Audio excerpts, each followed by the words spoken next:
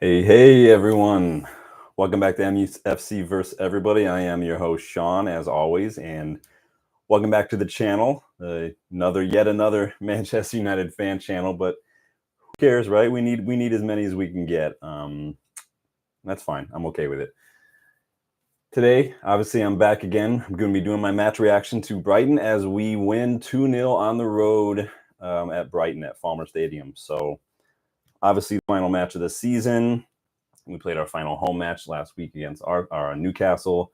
So not really a whole lot going on, but we have some thoughts. Obviously, I have my thoughts on the match, I have my thoughts on the overall scheme of things, I have my thoughts as we prepare for next weekend. So before we get stuck in, please go hit that like button. Please subscribe to the channel if you're new. Tell your friends, tell your mom, tell your father. Oh, drop my scarf. Yeah, big up to the Detroit Red Devils, by the way, hanging out with them at Loaded Dice Brewery and watching the match. So handing out scarves today. Pick mine up. Want to support the supporters group, so I'll represent that a little bit as we move in. But yeah, get stuck in, get involved in the comments, get involved in the live chat. I will respond as we go along. And then, yeah, please feel free to share your thoughts. Like I said, like the channel, like video, subscribe to the channel, and let's get going. Kind of a dead rubber a little bit, right? Not really much to play for going in. Like I said in our preview, we couldn't do worse than 8th, right? Just points wise, 8th is kind of where we live. I don't think we've gotten into the top 6 all season.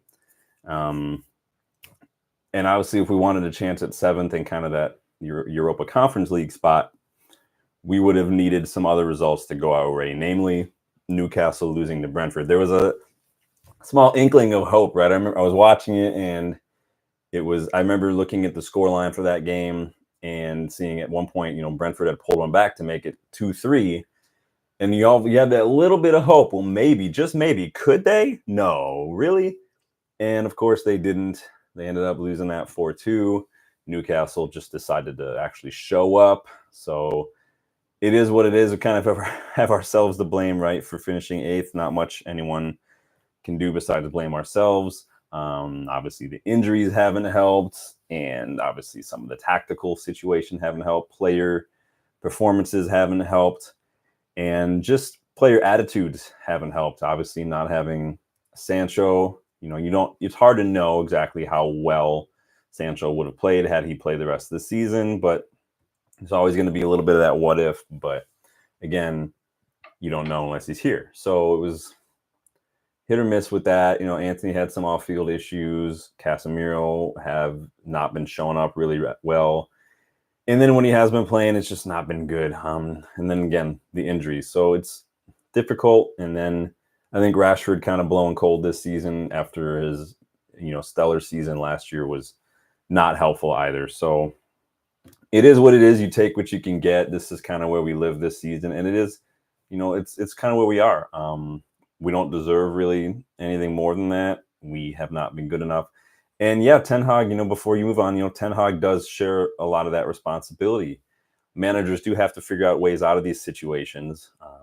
Managers do have to adjust when they don't have the players. When he railed on last season about, we can't play Ajax way because they don't have those players. He talks about injury, but then he doesn't change the way we play. And when you have the players that we've had fit, you can't play that way. So he has a responsibility there as well.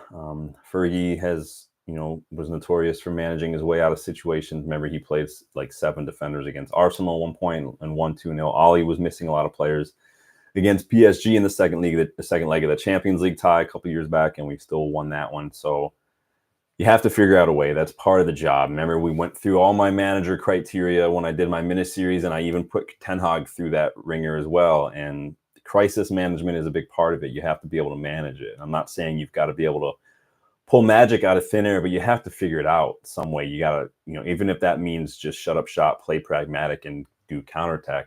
If it gets you points, if it gets you wins, style play be damned. Like, it's needs must when you have this many injuries, especially crunch end of the season, when we find ourselves in this situation where not only do we have to have points, but we also have to have other people drop points. You don't want to be in that situation as a team. You don't want to be in that situation on the final day of the season. And again, you only have ourselves to blame. So that being said, bit of a dead rubber. Obviously, looking at the other results. Newcastle did win 4-2, and then Chelsea won 2-1 against Bournemouth, and kind of cemented our role here. We can all take a second, though, if you want. You know what? Let's take a second. Let's just all take a deep breath, prepare yourself, put your feet in a comfortable position, breathe from your diaphragm, right? And let's all laugh at Arsenal. Pep Arteta has got to be one of the most overrated managers in recent history, okay? What has he done? All I've been hearing for years and years and years is trust the process, trust the process, trust the process. But this, like, I have like this Rosetta Stone in my mind, because when I hear Arsenal fans and the media and Arteta talk trust the process, the Rosetta Stone in my mind that sifts out the bullshit, all it hears is eighth, fifth, bottle the league, bottle the league.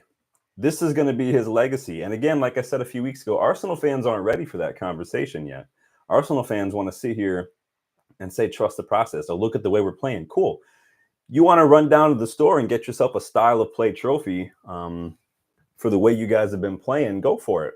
But that's not going to win you titles. That's not going to win you trophies. The guy hasn't won a trophy since his first season in the league, and it wasn't even a full season. They weren't even his players. So if that were any other manager, if that were Ten Hag at Arsenal right now, like, would he be getting that grace? I mean, it is what it is, man. It's just this going on 5 seasons now. Arteta's got nothing to show for it, and I think that we all need to laugh at them. Same way we can laugh at Liverpool. Do it for Jurgen. Quadruple farewell tour. The wheels came off that bus, didn't they? You know, Jurgen Klopp is also, in my opinion, overrated. I'm not saying he's a bad manager, but he's been a bit overrated. Liverpool peaked in 2019. It's not really done a whole lot since. He's got a League Cup and an FA Cup. And, like, where is he at this season? 3rd place, League Cup. That's his last season. That's what, 8-9 years in this league, and he's supposed to be this amazing manager. He won in his last season after hitting all his players, after building that squad, after being in the league for that many seasons. He accomplished the same thing in his final season in this league as Ten Hag did in his very first season in his league. Math ain't mathing, guys, but hey, agenda gonna agenda. So manager situation this summer is going to be crazy. Obviously, Liverpool are replacing Jurgen Klopp with Arne Slot, but Barcelona manager opening is there. Bayern, Juve, West Ham, Brighton. If people, the naysayers might even say United, the Man United manager position, I think Ten Hag is probably fine. Depending on how the FA Cup final goes, like, we could probably, if he lost by like a goal, I think it would be fine. But if it's a smashing, which I don't think it will be, but if it's a smashing, then he might be on some pretty thin ice. But we'll see.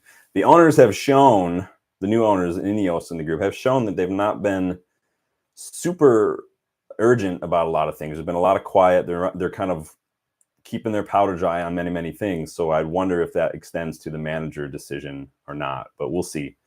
But in any case, the league has finally ended. City obviously won.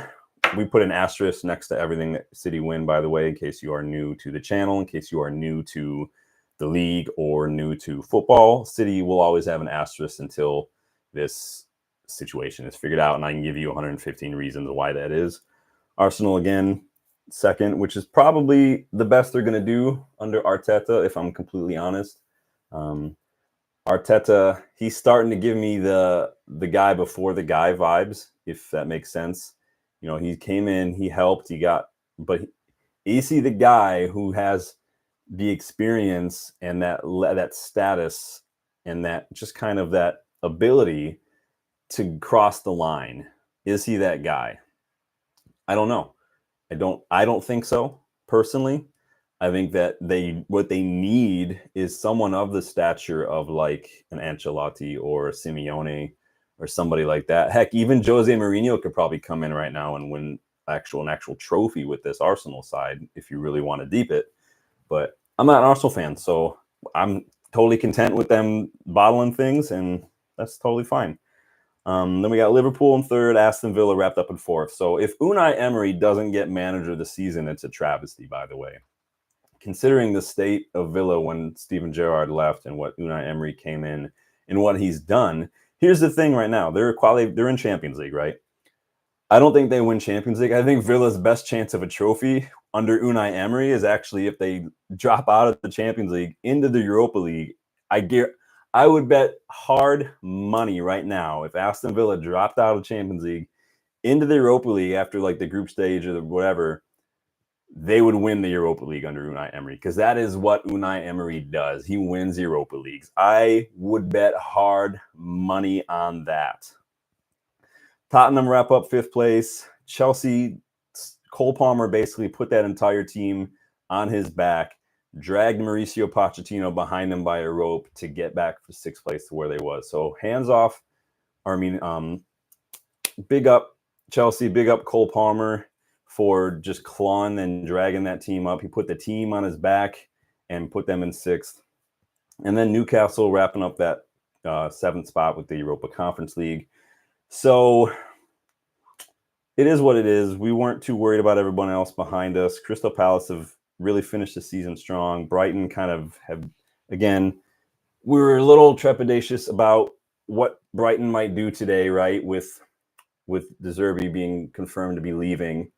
Were they going to play for him? Were they going to do it for Roberto? Were they going to just give up? De Zerbi didn't look too enthusiastic. Didn't look like he was too upset by things on the touchline, but it is what it is. They were causing us a bit of trouble.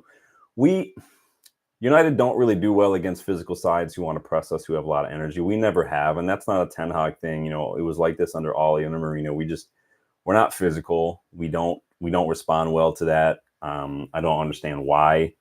It's just, it was like I was watching a match the other day, local, and we had an attacker. The ball was fed into the channel. It was going towards the byline, and our attacker and the opposition defender, who probably had about 60, 70 pounds on our attacker, were both going for it. But our attacker kind of pulled out of that a little bit. He was afraid of getting physical with the guy. And it's like, can't be afraid of that. We can't be intimidated by size or energy or fight. We have to match it and better it. And United players just don't have the mentality for that. We don't do that. And so Brighton kind of pushed us around a little bit. Obviously, they're at home. Their last match of the season. They have the onus is on them. And it showed in the statistics if you look at the stats for today. So, they did have more possession. They had 55%. Their expected goals were higher. They had more shots, more big chances, more passes. They had 100 more passes. And so you expect that from a team at home on the final day of the season.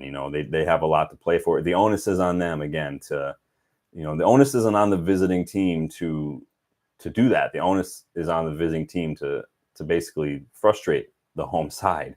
And I think we did that. We had a lot of good chances. We were getting really good chances on the break, but I do think that the individual performances were not good enough, which, it's one of those things, the sum of the parts wasn't greater than the whole. We just weren't, our individual performances wasn't on par. We've seen that from a few players in recent weeks.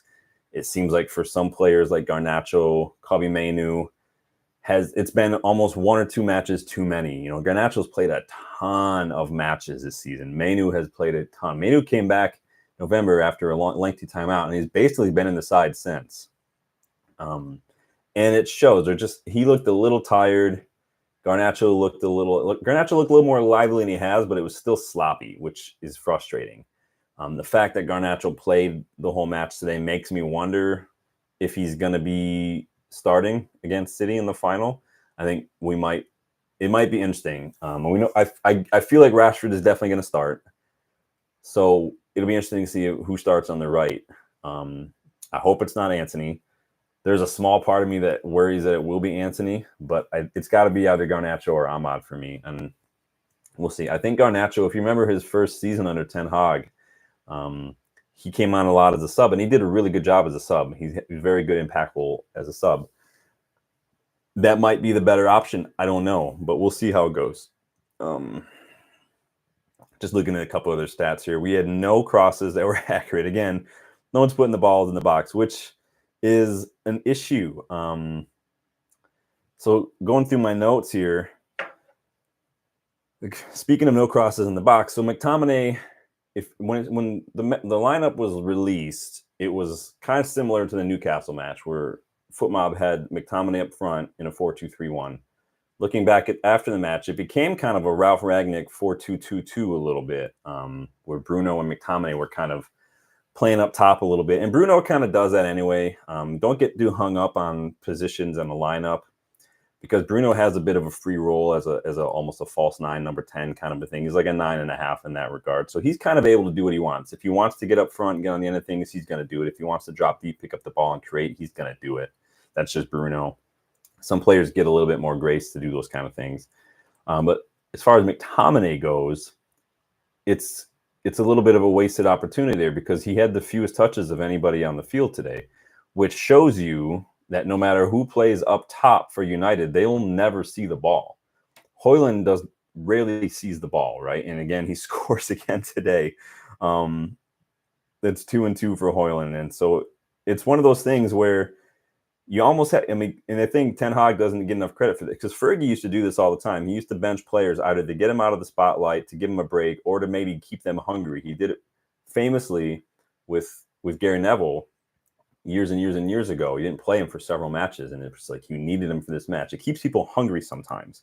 And so when you look at Højlund, obviously he got that goal, played about half hour, which is great. One shot, 100% on goal. So he scored with his first shot, scored with his only shot of the game, guys. I mean, that is awesome. He's completed 100% of his dribbles. He won 100% of his tackles. I mean, and he won 5 out of 6 ground duels and 2 out of 3 aerial duels.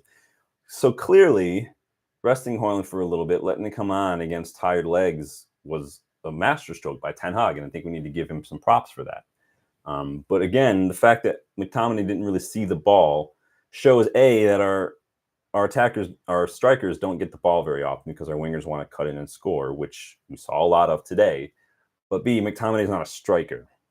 I know I've said in the past his shooting is his best ability. He causes chaos in the box, but he doesn't have the striker's instinct as far as movement, running in these channels and things goes. He's just not that. And it's not anything against him. He's not a striker. You know, I don't criticize Casemiro too much for errors in defending as a center back because he's not a center back. You know, it is what it is. But I think we've seen that it's a bit of a thankless job playing as striker for United. Problem was, again, the final ball has still not been great. We weren't, you know, people like Ahmad would get into positions, Garnacho would get into positions, Bruno would get into positions at the edge of the box, but we weren't seeing the better option. There were many times where like Wan-Bissaka would be overlapping and he just wouldn't get seen, where he was the better option. I don't know if that's something that our young attackers just aren't looking for because no one's getting their head up, or if it's something they're getting their heads down and they've got one thing in mind when they get into that central position in the final third. They want to take shots off. But that's what we're seeing. Ahmad was a little disappointing in that regard, specifically because, you know, he's been so good in recent weeks and he's been so selfless. Today he was pulling a Garnacho, pulling a Rashford, where he was trying to get into the area and take shots off on his own, and they weren't great shots. If I have to be honest, I want to look at his accuracy on his shooting here. Yeah, took one shot, not on target, and it wasn't great. So what are you going to do? We weren't carrying the ball very much. I know Garnacho completed his dribbles. Ahmad completed most of his. They just weren't taking very many opportunities. So it was a bit frustrating. Like I said, Mainu looked a little tired. Garnacho started to look a little tired. I thought Amrabat wasn't as good today as we've seen in recent weeks. He was making a lot of really sloppy, careless giveaways and bad passes in the first half, especially. He was giving the ball away a lot. I don't know if he's just a bit too rushed. It was one of those things where, like, we know he's not super fast on the ball when it comes to moving it.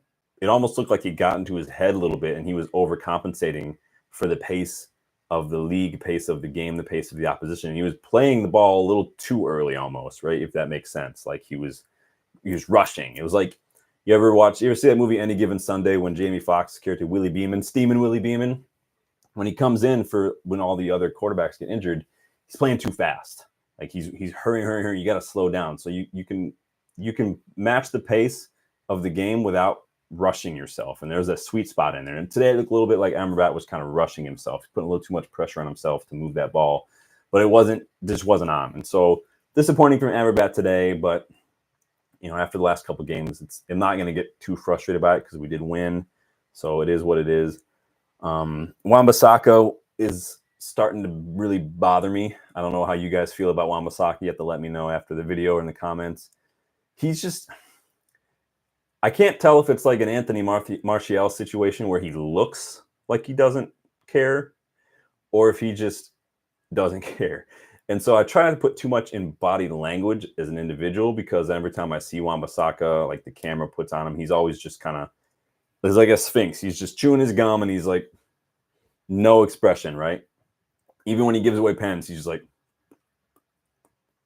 but it's what he does on the ball that makes me worried, because he's just careless. It's just a little too lackadaisical, a little too just slow, and almost like he's not putting, it's just like he's having a kickabout in his yard a little bit sometimes. And it costs us some problems now and then. He needs to be a little quicker. He had some good skill to get away from the opposition and make some space for himself, but his passing just needed to be a little bit better. I needed him to try to just move his feet a little more and move the ball a little quicker. Thought Casemiro looked better today than he has. I didn't really see a whole lot of errors from him. He popped up again. Second match in a row now, he's popped up with a goal line clearance, clutch.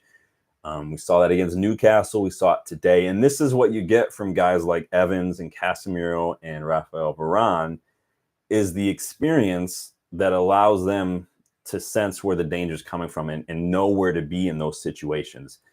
There are no other young players chilling on that goal line in that situation aside from Casemiro.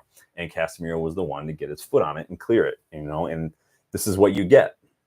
And it's a shame that he's probably going to leave, and it's a shame that he's declined so rapidly this season, whether that's injuries or if that's just he's switched off because he knows he's gone. I don't know what the problem is, and only he's going to know, but like we need experience. And this is why you look at people like Adrien Rabiot, who we've been linked with today again.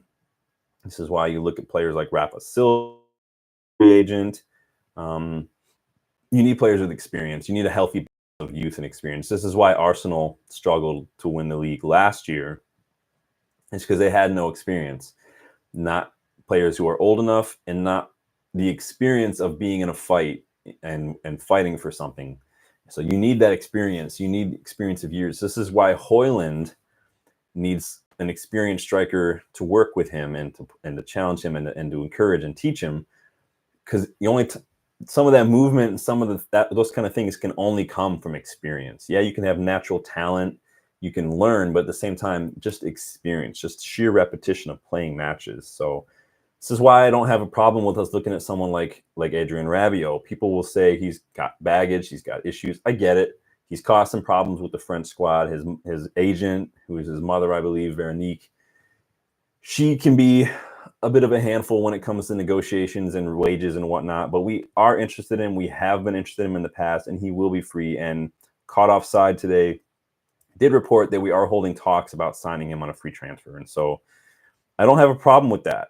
I think he improves the squad. I think he offers experience. He offers talent, obviously. So I don't have a problem with that. If Amrabat's going to go and we're going to lose Eriksen, why not bring in Adrien Rabiot? I mean, I'd see that as a no-brainer. It's kind of like the Adarabioyo at Fulham. Like I said, Rafa Silva. These guys are experienced. They're really good, and they're going to be free agents. Now, I know I've said no such thing as a free signing, but they are free agents, and so it does make sense. So we finished the season 2-0 at Brighton. That's another clean sheet for Onana, which I don't credit keepers for clean sheets like the league does. How many saves did Onana have to make today? Let's look and see what Onana had going on stats-wise, huh? So he made 2 saves. Not really much going on there. He still looks a bit stiff to me. Because he's carrying around a lot of muscle. Remember when Lukaku joined us and he was just big? Like, he's not fat or anything. I'm not like Pep Guardiola calling people fat. But yeah, you like that, don't you? but he's just big muscle-wise, and it makes him stiff. It makes him not too agile, flexible, not too coordinated and things. And so he needs to drop a bit of muscle, in my opinion, if he wants to offer something else to this team as a keeper. But 2-0 against Brighton, who've been a bit of a bogey side, to close out the season for us is not bad. But again, the problem is it didn't do anything for our season. And like I said in the video description, it's a bit of a dead rubber, and it is frustrating. So if we want a chance at Europe, we have to win the FA Cup final. This is probably the best time to play City. We know Jack Grealish is going to be hungover, so that helps us. No Ederson because of an eye injury. I think he's got a fractured eye socket. That helps. The problem is Phil Foden. I'm not worried as much about Erling Haaland as I am about Phil Foden, to be honest. Phil Foden killed us when we played in the Manchester Derby. He got 2 today. Phil Foden, for me right now, probably second best player in Europe, only behind Jude Bellingham, in my opinion. Agree or disagree? Let me know in the comments. Let me know in the live chat how you feel about Phil Foden. But Phil Foden bothers me a lot. Doku is going to be a bit of a problem for whoever plays on our right-hand side on fullback. And I think where we can kill them is with the counterattack. The question is, will Ten Hag play a counterattacking system against City? That's how you have to play against City. That's just, you have no choice. You have to play a counterattacking ball. Leave it to Pep, though, with nothing else to play for. He'll probably do something very different like he did against Chelsea in the Champions League final a few years ago. He'll do something completely different, I feel like, because that's Pep gonna Pep, right? So we'll see how it goes. I will do a preview of the FA Cup final heading into the weekend once we get some more team news, once we see what's going on fitness-wise and injuries-wise, and after probably the presser from Ten Hag heading into the match, because that's where we're going to find out a lot about this stuff. But we know we've got some chances for a lot of these players who are going to be leaving, maybe get an appearance. I'm not one for sentimentality in that regard. I would only do that if it helps the team in that game. Like, I didn't see the need to give Lingard a final run out, like, despite what his agent, who is his brother, had to say on social media. Like, it's like when I do therapy, right? Anything I say, like, this is why they teach us in grad school, like, you don't just sit and play catch up about the weather and what's going on. Like, everything you do in therapy needs to have a therapeutic purpose. Every decision that you make as a manager, bringing on a player, giving a player a run out, even if it's their last game, needs to have a benefit for the team. Like, if we're up 3-0 against it in the FA Cup final and it's the last 5 minutes and you want to bring on Anthony Martial, I don't care. That's fine. It's not really going to make an impact on the match. But you don't start someone, or you don't bring someone on just for S's and G's because you want to have some sort of sentimental value. Like, I'm not completely cold and callous to that, but at the same time, I care more about the result than I do about sentiment, especially in a situation like that, especially with the spot in Europe on the line, especially with a chance at another trophy. Okay, so we have to win the FA Cup. We don't have a choice. And I think that, again, this could be the best chance we have of playing City. Other than if they were still in the Champions League, you could say that might have been our best chance. But I think right now, just with the situation, we just need to be switched on. Watch out for Foden. Don't let him get the ball on the edge of the box, please. And look out for these little runs from Haaland. And we'll go from there. But we will do more of that on our match preview heading into the weekend. Big up Loaded Dice Brewery today for hosting, as always. It's always a blast hanging out with the Detroit Red Devils supporters group. Obviously, go check these guys out. You can find them on Twitter, on Facebook. Get one of these sweet, sweet scarves.